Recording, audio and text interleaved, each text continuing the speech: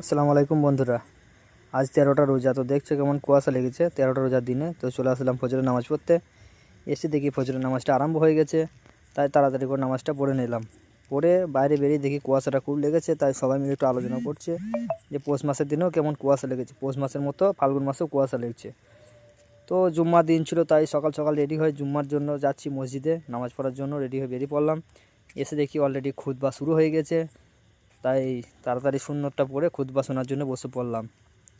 আপনি যদি বলেন যে আমি যতবার ইচ্ছা হাজারবার 500বার যত টাইম আপনি দাঁড়িয়ে থাকতে পারবেন। তো খুতবা চলাকালীন আমি একটু ভিডিও করে নিলাম। তো দেখছো নামাজ চলছে, তো নামাজ পড়ে চলে যাচ্ছি বাড়ি। তো গিয়েছিলাম বাসাপাড়া মিষ্টি আনার জন্য। তো আসার সময় দেখি পালিতপুর মোড়ে প্রচুর গাড়ি, আলুর গাড়ির লাইন লেগেছে, তাই একটু ভিডিও বানিয়ে নিলাম। যাচ্ছি, যাওয়ার পথে এই যে নতুন হাটে চলে আসলাম। নতুন হাট থেকে চলে যাব পালিশগ্রাম। তোমাদের জানো আমার বাড়ি পালিশগ্রাম।